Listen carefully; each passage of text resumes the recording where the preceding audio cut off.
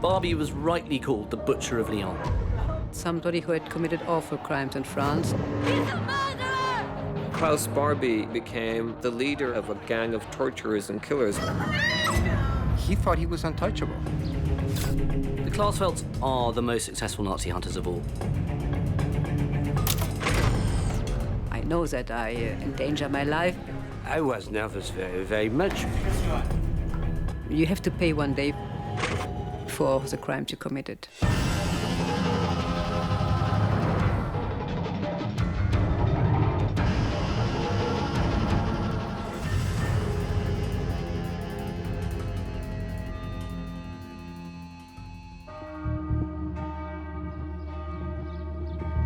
September 1971. German radical Beate Klarsfeld Klaus Barbie's a murderer! leads a protest on the steps of a Munich court. We were very angry. He's a murderer! We had to do something. She is outraged by the court's decision to drop the case against Nazi war criminal Klaus Barbie. If he would die unpunished, it would be a defeat of justice. Barbie fled Europe after the war. But Beate and her husband, Serge Klarsfeld, are prepared to hunt him down to the ends of the earth. We decided one day to do something for justice, not for vengeance, but for justice. Klaus Barbie, the former Gestapo chief in Lyon, has the blood of thousands of French Jews on his hands.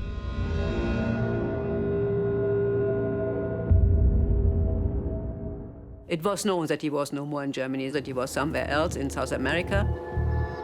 The prosecutor in Munich, he said, you know, there's no way to pursue Barbie. We have not the proof. We hope that with a demonstration, the prosecutor would change his mind. Beate encourages relatives of Barbie's victims to join the protest. Madame Benguigui, who was mother of 3 boys who were arrested by Klaus Barbie. And she started a hunger strike. And Beate remained close to her and explained to the people what happened exactly. There was an orphanage full of Jewish children in a little village called Isieux, not too far from Lyon.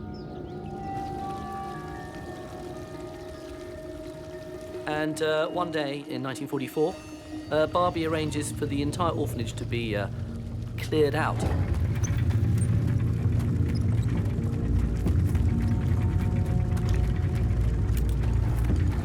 These are just very, very young children. They are sent to the transit camp at Drancy. And from there, they're dispatched to Auschwitz. Madame Benguigui never saw her boys again.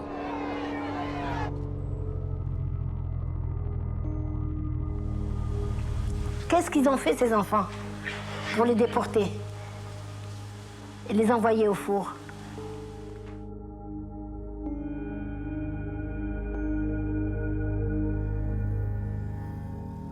Barbie, on April 7, 1944, signed a telex telling that the children orphanage was liquidated by the Gestapo and that 44 children were arrested and deported. The case against Barbie has been dropped for lack of evidence. The prosecutor can't prove that Barbie knew he was sending the children to their deaths. But Beate claims to have incriminating new evidence. And the German television arrived also, and when the general prosecutor saw that, he decided to have Beate and Madame Benguigui to come in his office. And he said, Mrs. Klarsfeld, what do you want? I said, I had papers to prove the crimes Klaus Barbie committed. She presents a report on a witness in Lyon who once heard Barbie say deported Jews would be killed. So the general prosecutor told to Beate, find the direct witness who heard that, and I will reopen the case. When Beate asks for the prosecutor's promise in writing, he says no. His secretary has gone home. I said, I will write your promise. He had a typewriter in his office, and I said, please tell me what I have to write, and I wrote it, and then he signed, and with this letter, I could go back to France.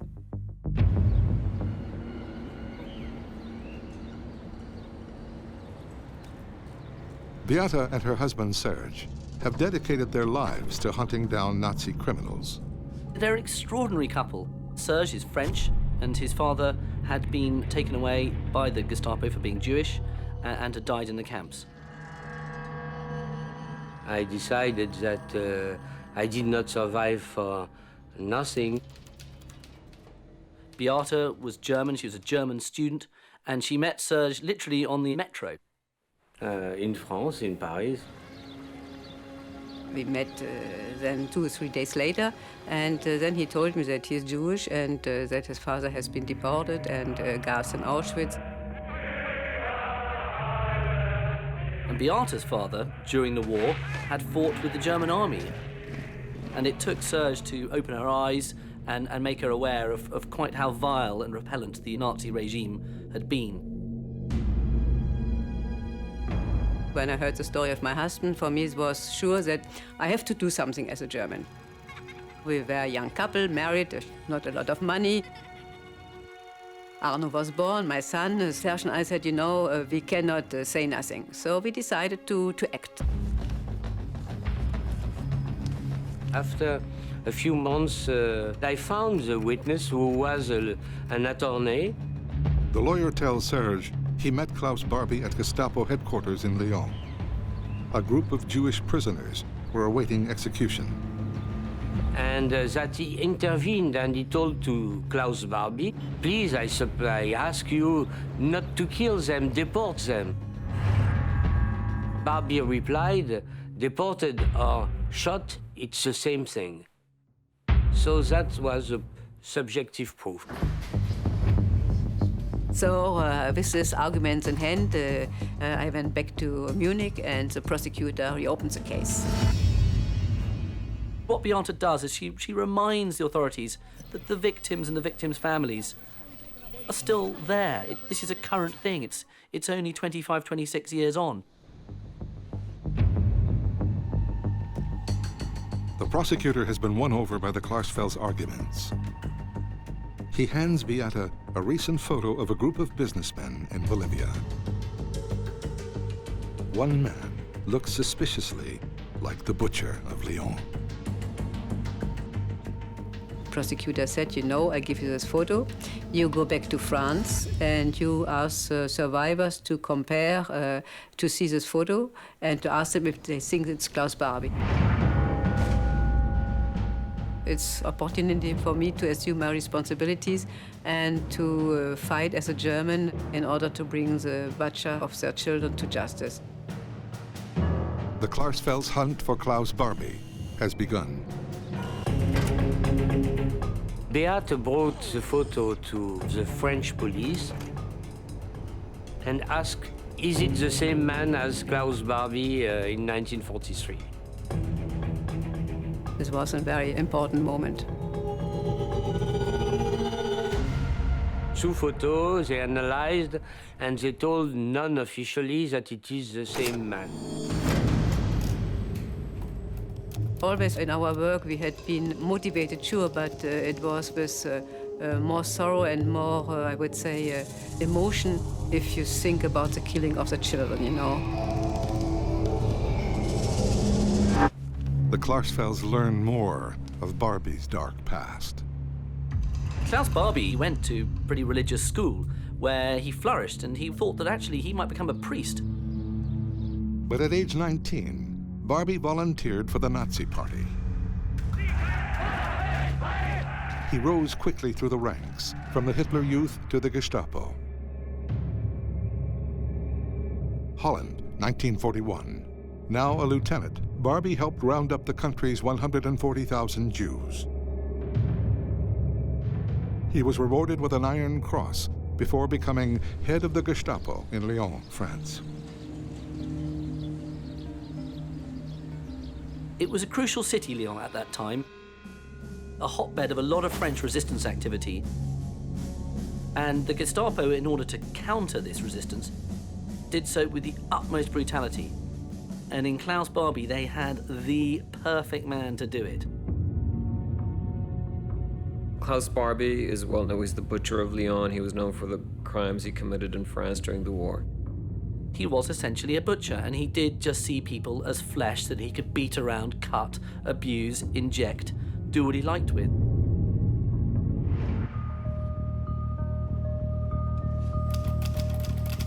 Beate's next move is to go public with the Barbie photos. Beate made such a noise in Germany that the photo of Klaus Barbie appeared in all the German newspapers. But the reaction they're hoping for doesn't come from Germany. It comes from halfway around the world. A phone call from Lima, Peru.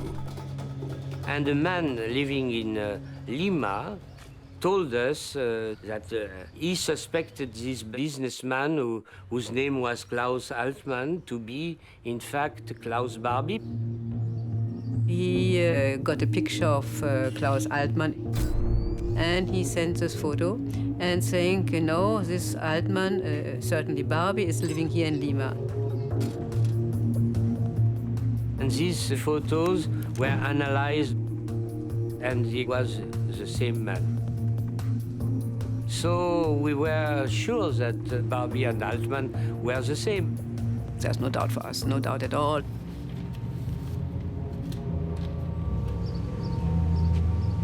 For Barbie, the road to Peru has been long and twisting.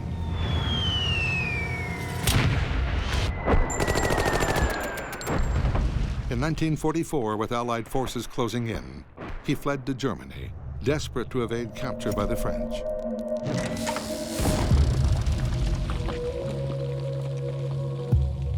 Barbie then just, gets rid of his uniform at the war's end, and he almost became a beggar, just sort of kind of tramping the roads with a load of other ne'er-do-wells. He spent 2 years on the run. But then, with the emergence of the Cold War, Barbie's fortunes took a surprising turn. After the war, he was hired by the Americans as an anti-communist agent. They had known that he had this time in Lyon, which was brutal, but it was very much a case of kind of not wanting to know. So he became an agent in the service of the American Secret Service, and he was working for the CIA afterwards.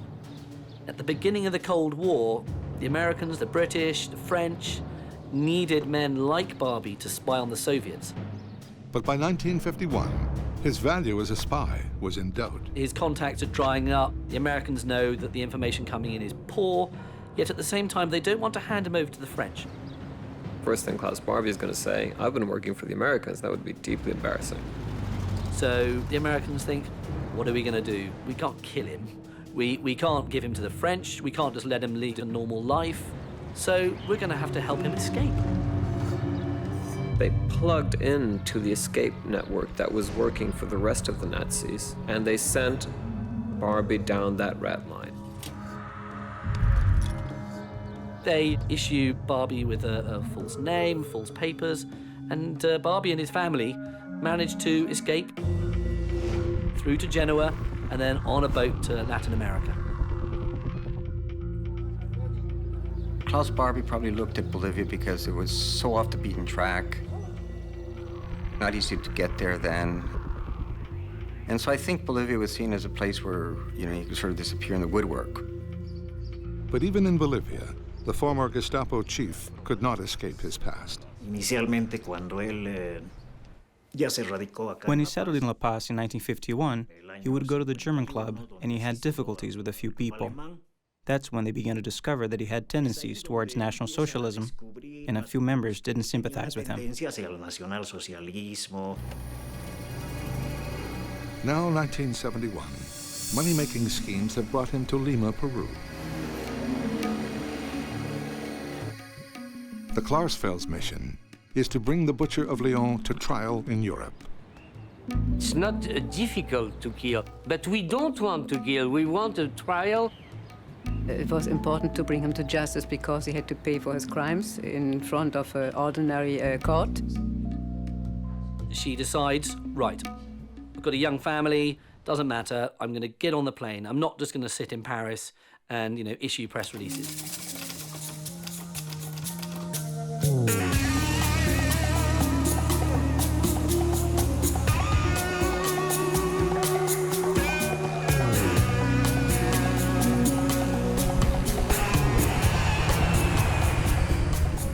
going to Lima to ask on the spot the extradition of Klaus Barbie.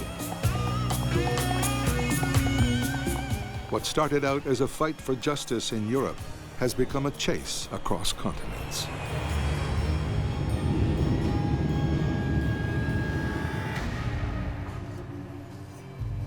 So she flies to Lima, and she arrives in the dead of night. So I'm alone, I have no bodyguards, no secretary.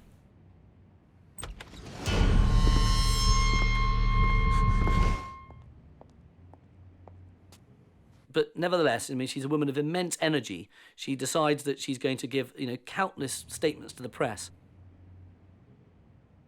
It's a protection for me. The newspapers announced my arrival. Peruvian authorities take action, but not against Beate. Hoping to avoid an international incident, they force Barbie to leave the country immediately. That's when the Peruvian National Police escorted him to the border.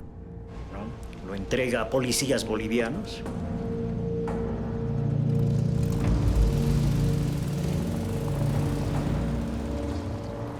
He fled to Bolivia as he was a Bolivian citizen.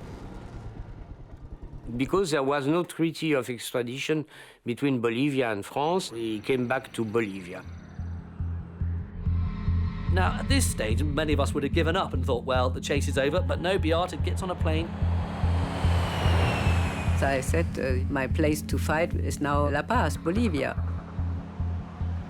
I think there was part of him that was daring. It was like, catch me if you can, and it was defiant.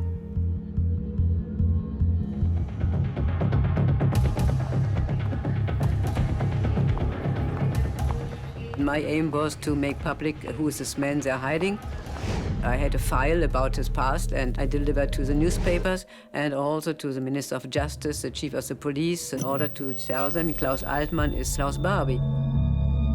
And you have to extradite him. But in seeking to expose a mass murderer, she exposes herself to danger. There was a dictator at that time in Bolivia, and the head of police very strong and very cruel. So Beate was arrested, released, arrested again.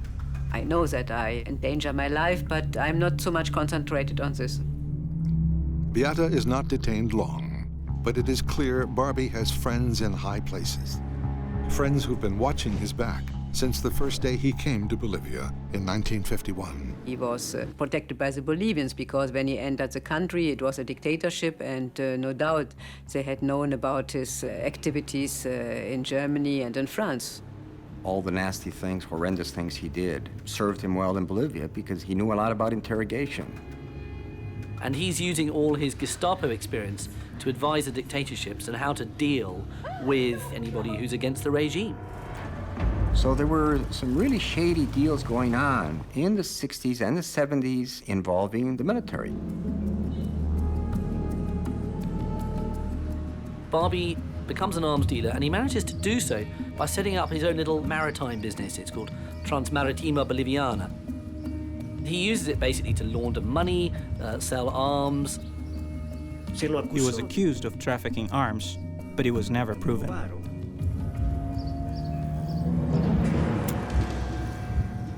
At one point, he is given $10,000 to take some cargo by the Bolivian government, but he never bothers to do anything with the cargo and just pockets the money.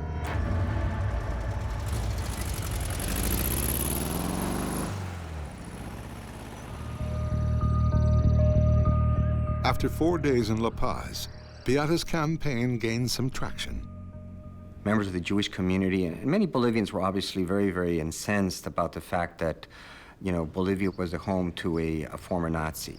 The national press began making all sorts of conjectures, and it did bother him. He had been discovered.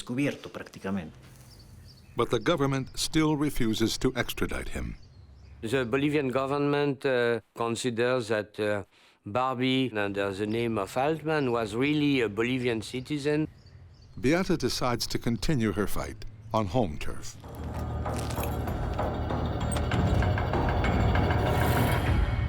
On her way to Paris, she has a stopover in Lima, where government authorities are waiting.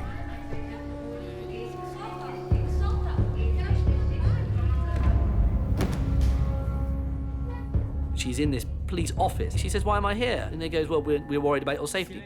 The Peruvian police inform Beate she's received death threats. Having made such trouble and identifying Klaus Barbie, and he had friends in Lima. Was a friend of Barbie, was an active pro-Nazi. They threatened and saying, you know, we will take vengeance on Mrs. Klarsfeld. I was nervous very, very much. She says, "Well, just give me a gun. I'm perfectly happy to go around, you know, looking after myself." I'm more afraid about not to fulfill my work than physical fear, you know. Police protected me until my return to France.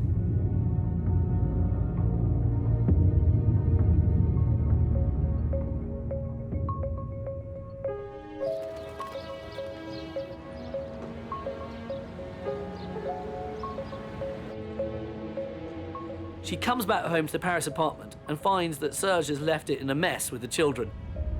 So as soon as she gets back, she goes straight back into the domestic role of washing their clothes, cleaning and cooking.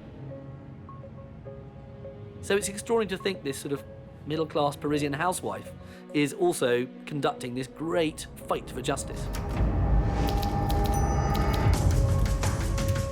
That fight will soon gain an unexpected ally. Klaus Barbie's past is about to catch up with him.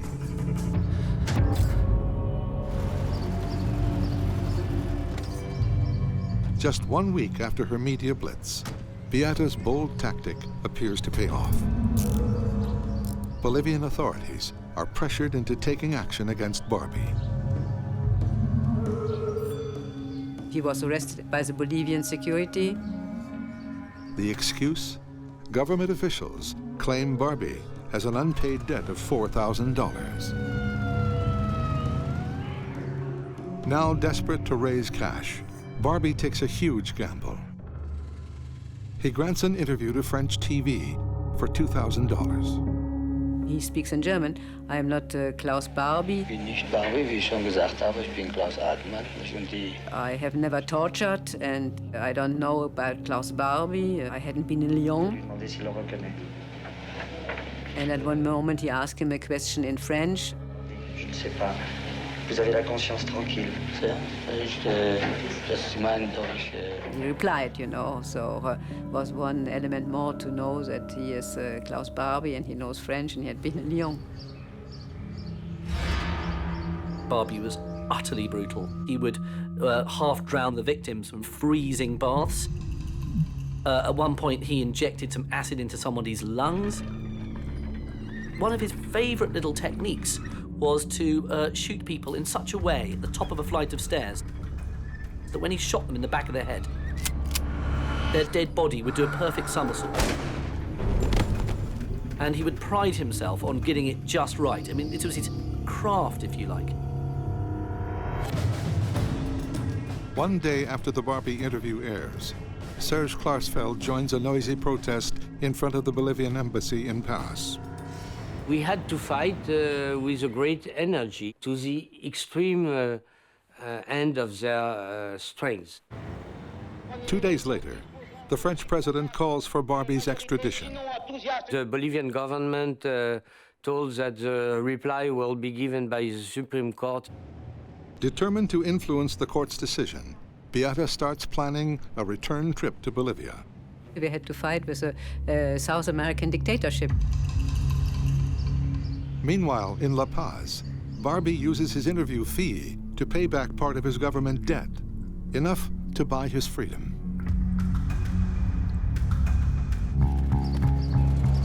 2 weeks later, Beate arrives, armed with a new strategy. Beate went back to Bolivia with the mother of 3 children who were arrested in Lisieux.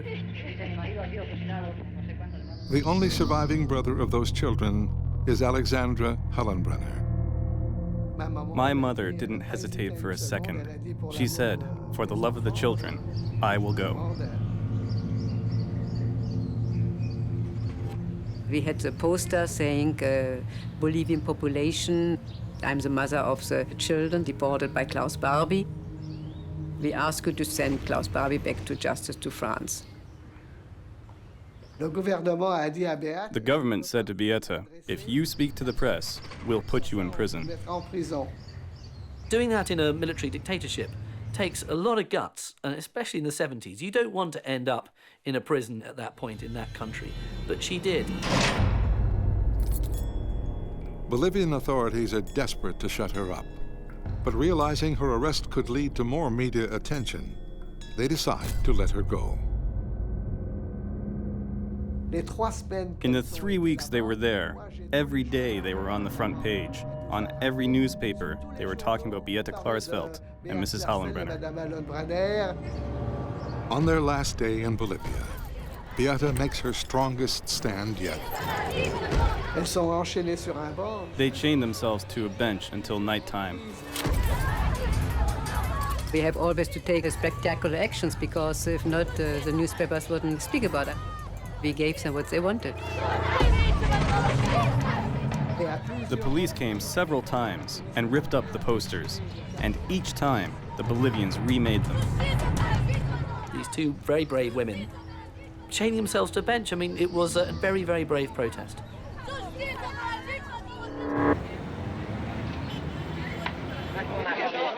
Beate enjoys a warm welcome home, but whether Klaus Barbie is any closer to justice is still in doubt. Il n'y a pas de justice en Bolivie. Le gouvernement tient avec lui. Peut-être le peuple nous comprend. Pas le gouvernement. Non.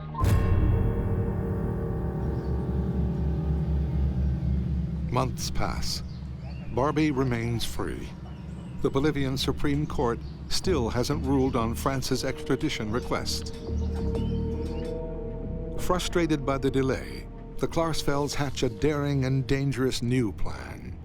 They are going to kidnap Klaus Barbie and smuggle him to France.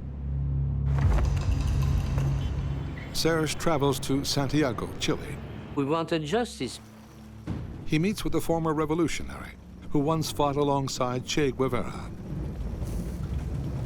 Régis Debray decided to help us in kidnapping Klaus Barbie, first from Bolivia by car, crossing the border to go to Chile.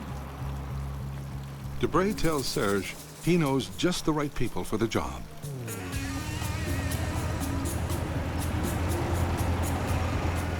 We arrived at the border of Chile and Bolivia, and we met Gustavo Sanchez Salazar, who is his friend from the army.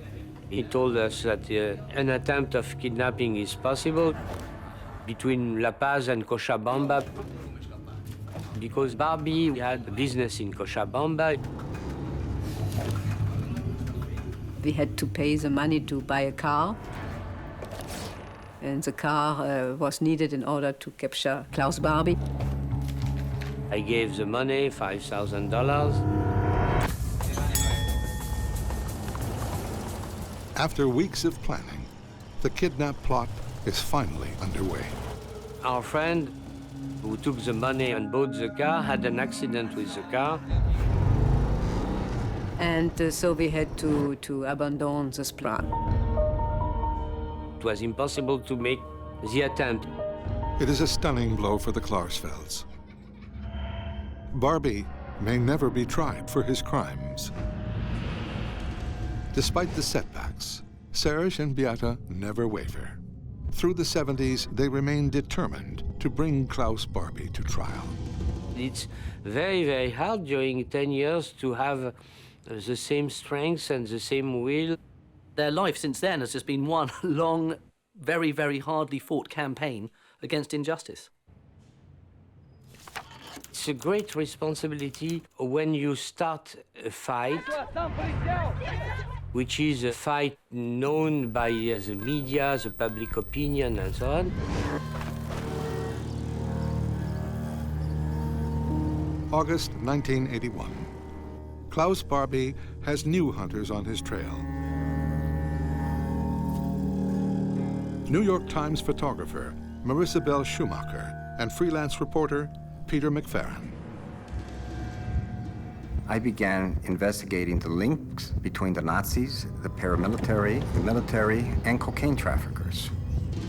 Barbie is now living in Cochabamba, a city 400 kilometers southeast of La Paz. In recent years, he's made himself a key figure in the Bolivian underworld, aiding the cocaine barons who now control the government. Klaus Barbie became the leader of a gang of torturers and killers working for the military dictatorship. And they're called the fiancés of death. Barbie issues them with orders to go and do what they like and basically murder and pillage. Capturing political opponents, torturing them, and murdering them for a group of right-wing generals in Bolivia. These were criminals. And Barbie worked with these criminals and opened doors for them. He's like a pig in clover. He's made an honorary colonel, and he starts becoming in charge of suppressing resistance movements in Bolivia. And it's even rumored that Klaus Barbie played a role in the capture and assassination of Che Guevara.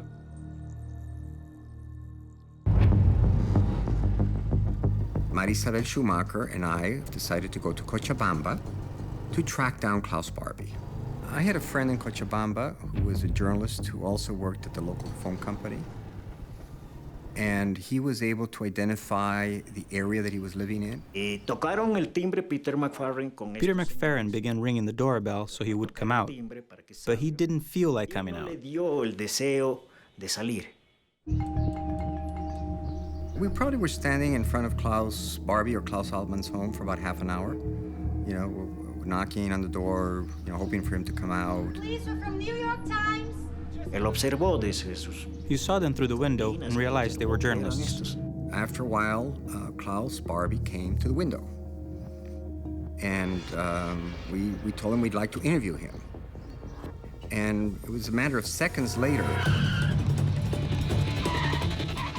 that a couple vans pulled out and people came out with machine guns.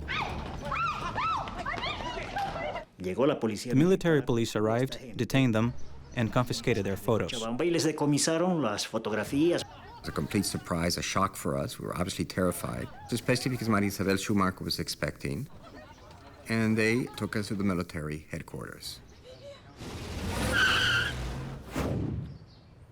But it just happened so fast. Before we realized that we were in the military barracks. They basically threatened to torture us, and they were obviously very threatening in their tone. And their big concern was, how were we able to track down Barbie? Who was our source? How did we find him? The worst part was the threatening to take our fingernails out. And then I think they soon realized that they made a big mistake arresting two people who were working on this story for the New York Times. So after a few hours we were let go. We got out on the first flight we could. And we went back to La Paz, and 2 or 3 days later, the New York Times published a front-page story about the Nazis, about the paramilitary, about the cocaine traffickers. And hours later, I received a series of death threats. I was advised by friends and family, you better get out of Bolivia very quickly. And I caught the next flight out to Puerto Rico.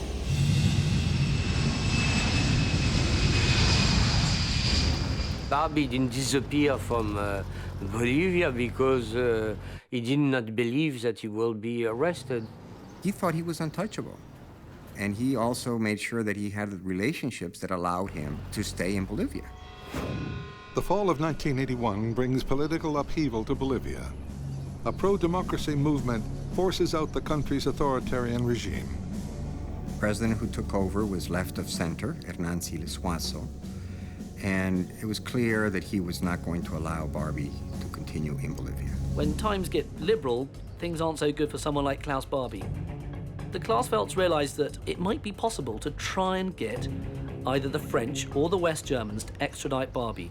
The fact that democracy returned to Bolivia was the beginning of his end.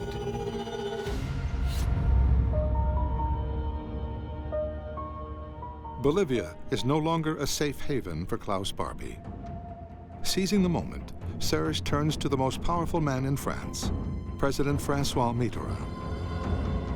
We convinced Mitterrand to support an operation to arrest Barbie and to send him back to France.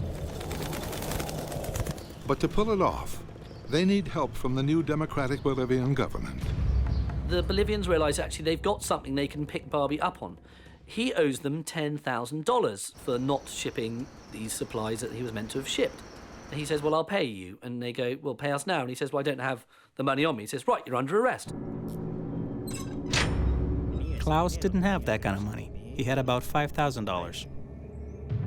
So he gets sent to prison, and he can't quite believe this has happened.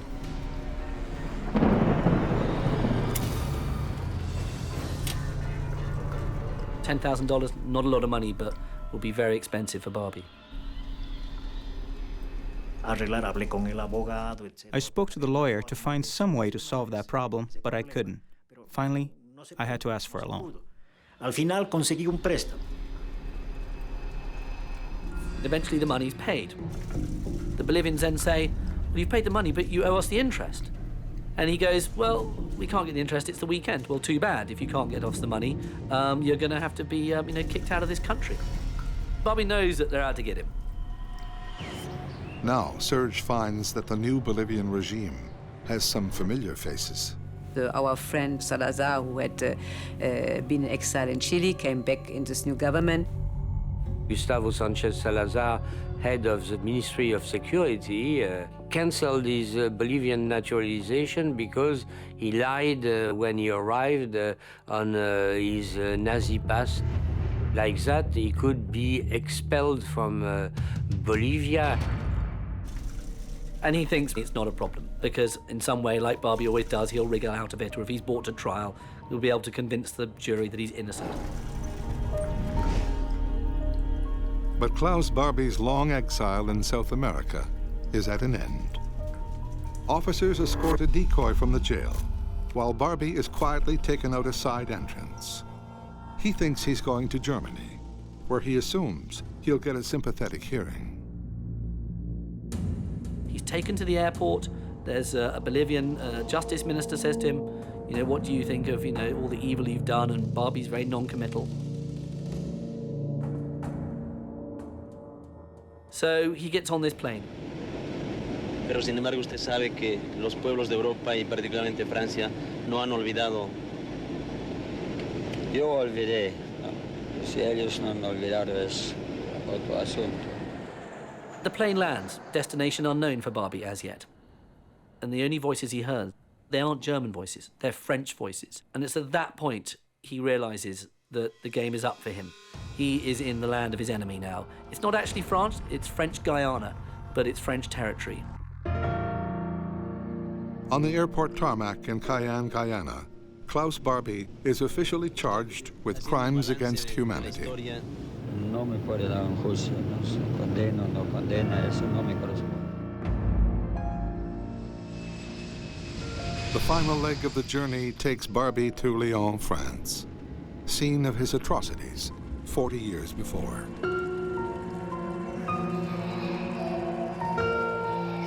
We were at home. They called us to tell that he is in the plane. Tonight, Klaus Barbie was brought back to the French city where he earned the name the Butcher of Lyon. Under heavy guard, Barbie entered Montluc prison, the same prison where 40 years ago, the ex-Gestapo chief is said to have tortured and killed.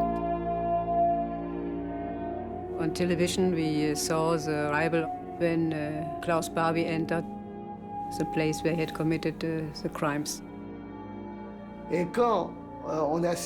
When he was deported to Lyon in 1983, my mother was happy beyond belief. A police motorcade takes the ex-Gestapo officer to the court. The Barbie trial is one of the key moments in French 20th century history. Klaus Barbie faces multiple counts of crimes against humanity.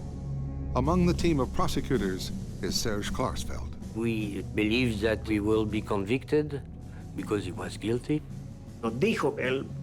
Barbie once told me they are always going to want to do something, but I'm in the hands of destiny, nothing more. His attitude did not change. There was absolutely no remorse for what he'd done. And never, never, never a sign of regret, never a word of regret, and no word of the victims, you know. On July 4th, 1987, 16 years after the Klarsfelds began their hunt, Barbie is found guilty. The former Gestapo chief showed no emotion as a sentence of life imprisonment was passed. I was satisfied, but I wasn't filled with hatred or vengeance. It was an historic judgment, and that was the goal. For my mother, too. Until then, never you saw somebody, a group of Jews bringing to justice Nazi criminals by trial. I see them as evil hunters, and they were determined to track somebody down who had committed so much evil. And that's admirable.